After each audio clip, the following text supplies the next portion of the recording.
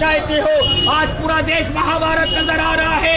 किसानों की जो हैसियत जो है क्या है वो दिखा रहे हैं, मजदूरों की जो हैसियत क्या है सड़कों पर आकर दिखा रहे हैं। ये जन विरोधी बिल यही वजह है कि आप किसानों की भलाई की बात करते हैं तो किसानों को साथ में क्यों नहीं लिए, आप मजदूरों की बात करते हैं तो मजदूरों पर लाठीचार्ज क्यों हुआ है, आम जनता पर लाठीचार्ज क्यों हो रहा है। महाराष्ट्र से लेकर पंजाब, पंजाब से लेकर हरियाणा और हरियाणा से लेकर बिहार और पूरे मुल्क में ये आंदोलन फैल गया है। इसलिए फैल गया है, ये फैल इसलिए गया है कि 1955 ईस्वी में एक कानून बना था।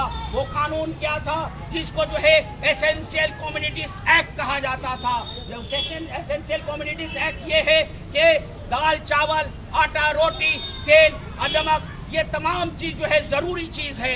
इसको जो है भारत की सरकार को संज्ञान लेना होगा। भारत की सरकार को सुनिश्चित करना होगा कि हर एक फर्द के पेट में जो है खाना जाना चाहिए, हर एक को रोजी रोटी मिलना चाहिए। लेकिन ये सरकार आने के बाद अनुचित कर दी है कि दाना रोटी को जो है गैर जरूरी करा दिया गया है।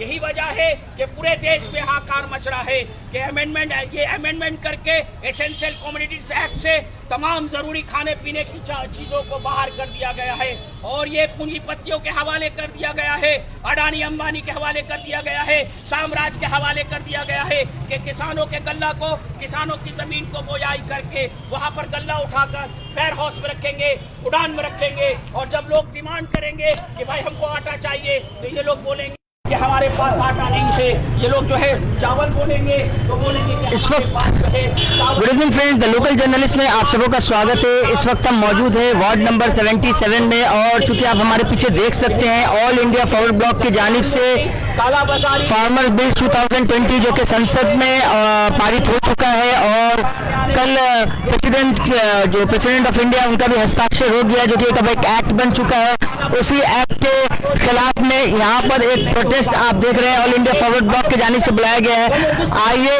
हम यहाँ पर जो प्रोटेस्ट कर रहे हैं उनसे इस मामले में बातचीत करते हैं। किसान युवा नहीं बचेगा तो भारत के लोग नहीं बचेंगे।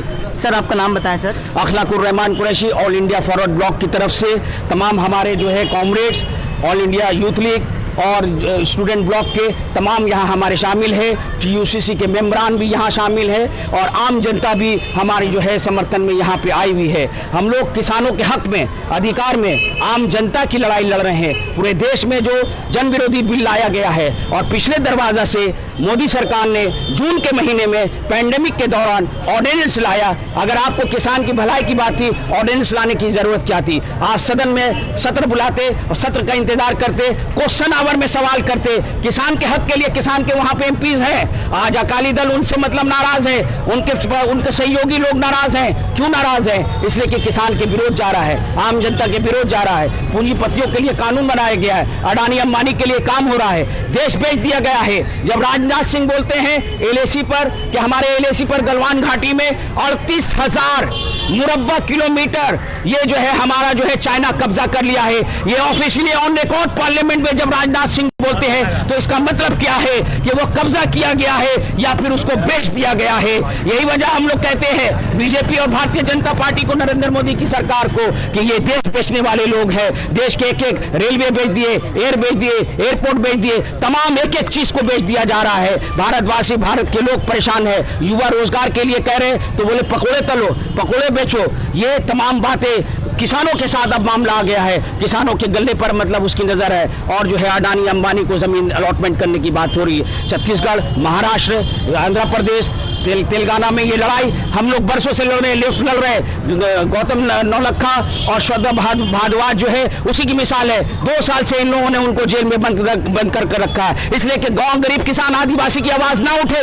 और जो लोग आवाज उठा रहे हैं उनके ऊपर देशद्रोही का कानून लगाया जा रहा है और ये देश बेच रहे हैं। इनके ऊपर कौन सवाल उठाएगा? वो सवाल को बंद कर दिए। सदन में सवाल बंद कर देना ये जो है लोकतंत्र की अपने आप में पूरी तरह से हत्या है और ये जो है हत्यारे लोग हैं। जो सत्ता में बैठे हुए हैं। इसलिए आम जनता यहाँ पे आए, आम जनता की लड़ाई है, ये गांव गरीब किसान मजदूर हर एक भारतीयों की लड़ाई है। किसानों को इससे क्या नुकसान हो सकता है इस बिल से? किसानों को नुकसान ये होगा कि किसान को जो एमएसपी को जो बोला गया था, ये सरकार एमएसपी पर बात नहीं करती है, मिनिमम सपोर्टिंग प्राइसेस की बात नहीं करती है, और ये कॉन्ट्रैक्ट की बात करती है। अगर किसान कॉन्ट्रैक्ट कर लेंगे, आज 50 रुपए किलो अगर बाजार में ओपन मार्केट में पहले से भी किसान बेच रहे थे, ये कोई नई बात नहीं है, ये नई चीज नहीं लाए हैं। ये ओपन मार्केट में किसान कल भी बेच रहे थे, लेकिन ओपन मार्केट को बंद करके किसानों के हाथ पैर को बांध दिया गया और पूंजीपतियों के हवाले कर दिया कि उनको पैसा देकर, कर्ज देकर बेरी जो है बीज बो और हमारे लिए काम करो, हमारी कंपनी के लिए प्रोडक्ट करो। और वो जो है हम जानते हैं, लेस कंपनी आलू बनाएगा और पार्ले जी कंपनी जो है बिस्कुट बेचेगा, तो ये आटा कहाँ जाएगा? आम गरीब के पास आएगा।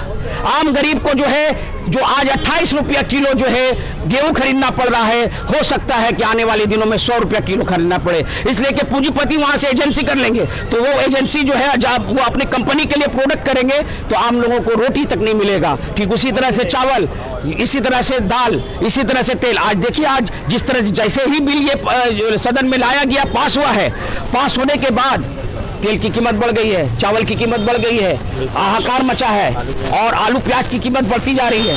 तो ये हम लोग को अंदेशा है, किसानों को अंदेशा है, आम जनता को अंदेशा है, ये काला बाजारी होगा। और अब तक काला बाजारी जो है भारत में 1955 के कानून के तहत, एसेंशियल कमोडिटीज एक्ट के तहत जो था जखीरा अंदोजी नहीं कर सकते थे, लेकिन इस सरकार ने सबसे पहला हथौड़ा मारा है कि जखीरा अंदोजी किया जा सकता है। सिर्फ 2 सूरत में उसको जो है उससे एक्सेप्शन रखना जाएगा। एसेंशियल कमोडिटी एक्ट से चावल गेहूं इन सब चीजों को हटा दिया गया, इस पर आप क्या कहें?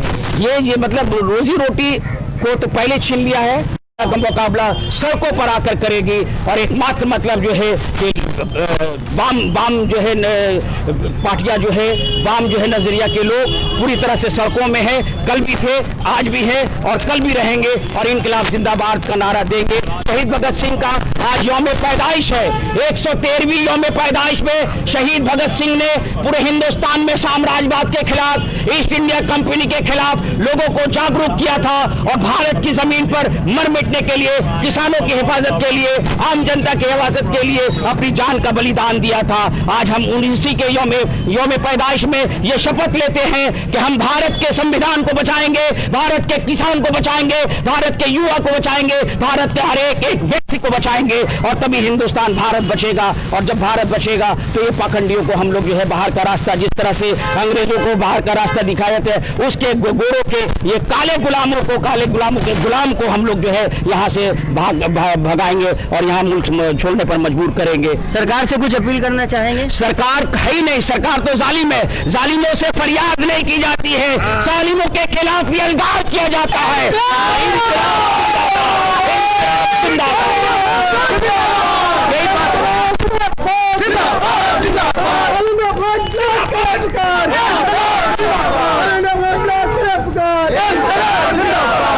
शहीद भगत सिंह ने यही पैगाम दिया था कि जालिम से फरियाद नहीं किया जाता, जालिम के खिलाफ इनकलाब जिंदाबाद का नारा लगाकर लोगों को जागरूक किया जाता है, उसके खिलाफ लड़ाई के लिए तैयार किया जाता है। इस सरकार को पलटने के लिए आम जनता को सड़कों पर आना होगा। ये सरकार बिक गई है, पूंजीपतियों के हाथों में बिक गई है, साम्राज्यवाद के हाथों में बिक गई है, इसलिए इसको उखाड़ कर फेंकना आम जनता के लिए चैलेंज है, और इस चैलेंज को हम लोग स्वीकार करते हुए आम जनता के सामने रखा है। आम जनता भी हम लोग के साथ आवाज लगाएगी,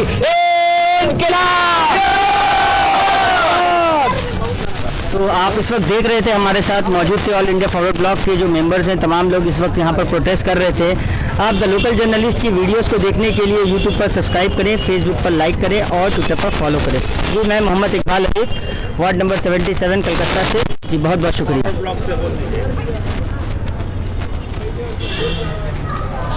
शुक्रिया इकबाल भाई, आपका भी टाइम 5 बज गया। तमाम लोगों का शुक्रिया, इसलिए मीडिया में नहीं